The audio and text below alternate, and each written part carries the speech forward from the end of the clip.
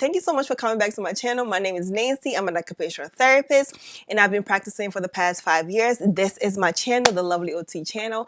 I'm also on Instagram, so if you're interested in following me on Instagram, definitely do so because I put a lot more content on Instagram because it's just a lot easier to do, to tell you the truth, than do a YouTube video. So anyway, follow me on that. I'll put all my links below in the caption. Okay, so today's topic is something very dear to my heart, and if you follow me on Instagram, I've talked about this a whole lot. When I did my workshop, 2 months ago, we definitely talked about this. We talked about how we can maximize our degrees as OTs, PTs, SOPs, as therapists, right? CODAs, PTAs. How can we use a degree that we have obtained? How can we maximize the skills and the knowledge that we have obtained and do other things? So these things could be within, occupational therapy, pretty much meaning that you can get your own private practice, get your own private clients, or you can do things online like, YouTube, like what I'm doing now, or even on Instagram, affiliate marketing. You can do workshops, you can write ebooks, you can write courses. There's so many things that we can do. And there's also the possibilities of doing like non-clinical work as well. So there's so many things that we can do that I think that if we start to think outside the box, right, outside our bubbles, outside from the traditional norms, and like just when you graduate from OT school, it's either you're going to go to the hospital, you're going to go to SNF, and, maybe outpatient or something like that, and that's it. Like, no, that's not it. There's so many things that you can do. So don't ever feel like you've been tied down. Don't ever feel like you've been stuffed inside a box that you can't get out of, because you can definitely get out and do more. And I can give my testimony in how much doing a lot more has helped me. Now I have passive income that, evergreen products that I have created that always bring me a little bit of cash here and there. Gas is high. Even $1 makes a difference. Okay. So don't ever underestimate the skills and the knowledge set that you have and how much you can use them to your advantage. Now, in order to do all these things that I'm talking about, I think the number one thing that you have to do is assess your skills. What skills do you have as an individual, right? Do you have skills of evaluating people? Do you have writing skills? Do you have editing skills? Do you have skills of being very detail oriented? Think about those different skills that you have. Take a piece of paper and write down your skills that you have. Ask family members, ask your mother, your father, your siblings, like, what do you think I'm good at? Because sometimes, we become so good at certain things that we don't even think that it's skills anymore because we're so good at it. But it's skills. Like being organized, it's a skill, right? Being like detailed oriented, like paying attention to details, it's a skill. Being able to analyze someone and come up with goals and stuff like that, it's a skill. Being able to look at something and modify it to fit your patient's need is a skill. So all those different skills can be maximized into other business ventures that you want to do. Think about that. Number 2 on my list is to do your research. Now, what I mean by do your research is that what is already out there, right? And what are the missing gaps in what is already out there? And can I help fill those gaps and provide those services for people? So for example, there's a lot of DME vendors and companies out there, but they're missing a huge market. Not a lot of them are educating patients on how to use these different equipments. So all they do is, a patient A needs this equipment, they'll take it, they'll deliver it, and zoom, they're out of there, right? There's a missing piece to that. Can someone deliver it faster? Because sometimes it takes forever for them to deliver. Can someone deliver it faster? And then can you also provide education on how to effectively use it safely, so the patient feel more comfortable with the new product that they have? Now, this is a business that someone can start, okay? I'm just giving you guys all the tips and tricks because I want all of us to be rich and to be successful. So you can definitely do that. One way that you can do this research is to start talking to your patients. So my patients are my number 1 research targets because they are the people that I want to create my services for, right?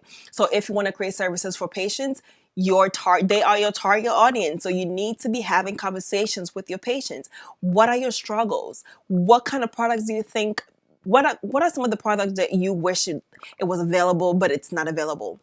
Right? If your target audience is students, have conversations with students on Instagram. Ask them, what are your struggles? What are some of the courses or products or services that you wish was available that is not? And how can I provide that for you? That is how you get to your target audience. That is how you get to understand your struggles and the problems. And that is how you are able to create courses and workshops and services to meet those problems and struggles that they have. And then boom, voila, you have a business. Okay. What other ways that can you do it?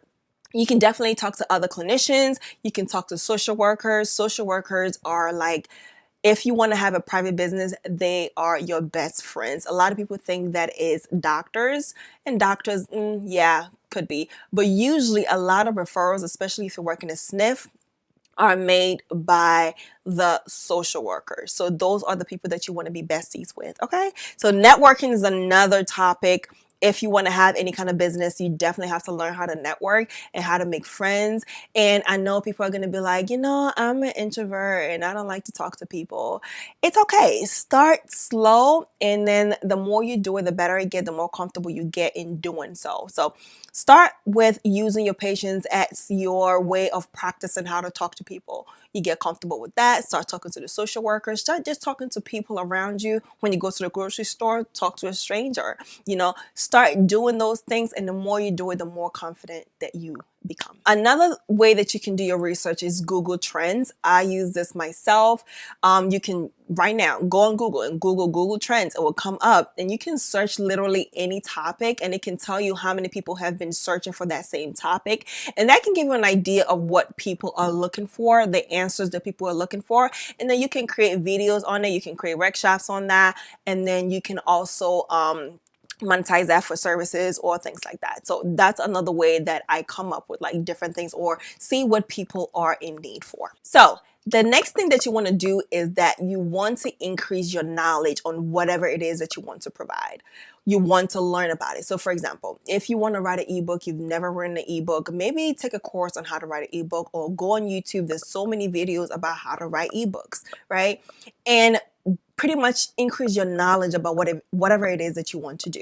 When I decided to start a private practice, I paid for books that I can read so that it can give me more education about the ins and outs about having a business, how to do billing, like the different things that you have to do, like insurance and things like that. All those different nitty-gritties that comes to starting a business, I had no idea about, right? And so I had to learn those things. I have to get books. I had to take courses and things like that. I had to also network with people who already have businesses and learn from them as well. So these are all things that you can do, maximize your skills and your knowledge set about what it is that you want to do. Okay? It's very, very, very important. You want to be the master of whatever it is that you're providing. So if you're providing an ebook about travel therapy, make sure that you have actually traveled, right? And not only that, talk to other travelers, do some more research about traveling, and then write the ebook based on your experiences, your research, and also talking to other people. And that is the golden ticket.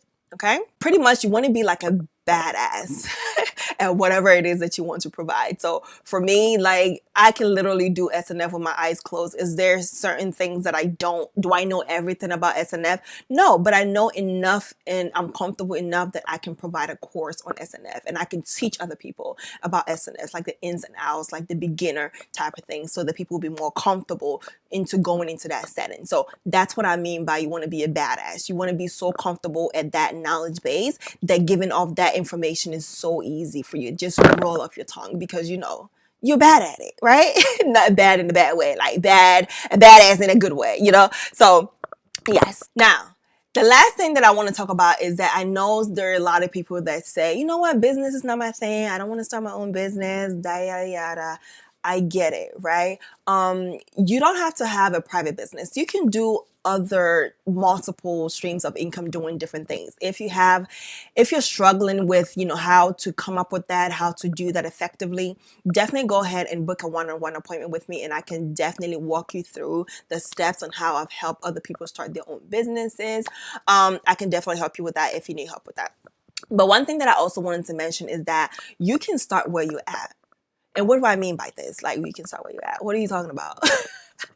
And what I pretty much mean is that if you are, for example, if you are working in a skilled nursing facility, for example, and you see that, a lot of your patients are coming in with like a lot of falls and things like that, maybe talk to your DOR, or maybe even like the company that you work in. So like if you're working for like adaptive rehab, maybe talk to the CEO, send them an email and ask them, hey, a lot of the patients that we're getting are, falls. Is there any way that I can provide services and teach like a fall prevention class, like once a week, once a month? And would you be able to compensate me for doing that extra work? Ta-da! Right there, you can add maybe, I don't know, $500 to your paycheck every month. So we have to start to think out. When I say think outside the box, literally, that's what I mean. Like, look at the opportunities around you. Like, it doesn't have to be something so grand and something so difficult. It can be very small changes that can add a little bit more expertise and also a little bit more ching to your pockets. You know what I'm saying? So definitely start to think about that. Where is the lack? Where are the opportunities? And what services can I add on or provide? I know I used to work in this building, and they wanted us to start giving patients like exercise, like almost like doing like a gym type thing with the patients outside of therapy. And patients were paying, I think was it like $15 per session for doing that? And that was outside of like insurance and outside of therapy. Like, therapists were being asked to provide like exercise programs and things like that for patients, and leading those programs, and then having the patients and the clients pay like $15.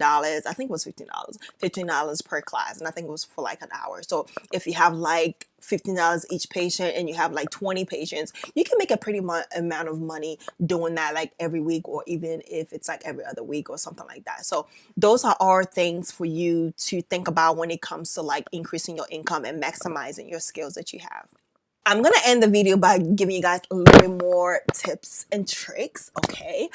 Definitely start more. There's no need to stop working your 9 to 5 to do this. You can start very small. Start where you are. Side hustles doesn't mean quit your job and go start a whole new thing. You don't have to do that. Honestly, I will advise that you don't do that. Work your 9 to 5 or whatever hours that you're working until you're confident enough that, you know what, this side hustle or this business services that I'm starting is going to be able to provide me that income that I get at my 9 to 5, or even more. And then you be comfortable enough to say, you know what, I can let that go without feeling like, I'm losing something, I'm going to lose money, or I'm not going to be able to take care of myself, or not like that. You always want that security. So if you can do that, do that. Or if you have a spouse that's willing to like take care of things while you start things, then definitely that can also be an option for you as well. Okay. So always focus on your target audience. Not everyone is going to be your target audience. Okay. I think that when you focus on, this is the people that I want to service, I think it always works well for you. And you have to understand, not everyone know who Beyonce is, right? Trust me, not everyone in the world know who Beyonce is, but yet Beyonce makes millions and millions every year, right? Same thing with a lot of different companies. Not everybody uses a Canon, but Canon makes a lot of money making what they make. So the people that you are supposed to get to, they will get to you, and then you will make the money that you need. Right? When you think about it, when I did my workshop, I had maybe like 50 people register, and I was able to make over $10,000. And so you don't need millions and millions of people for you to make good money. You just need a small amount of people who are invested in who you are, who trust that you're going to give them what they're paying for. And that's it. That's all you need. Honestly, you just need a small amount of people. So don't think like it has to be 1,000 people or even 100 people for me to make money. It can be 10 people who are consistently showing up for you every month, and you will be set. And maybe what I'll do is make another video and talk about like the top emerging areas that I think you guys should invest in when it comes to like starting a business. Maybe that's what I'll do. So I'll go ahead and end the video. Let me stop talking. And if you have any questions, like I already mentioned, definitely go ahead and ask down below. If you want me to give you one-on-one sessions, I got you, okay? Go ahead and click the link down below, make yourself an appointment, and I can definitely do that with you as well. And until next time, I am Lovely OT, and this is the Lovely OT channel, and I'll see you guys in the next video. Bye!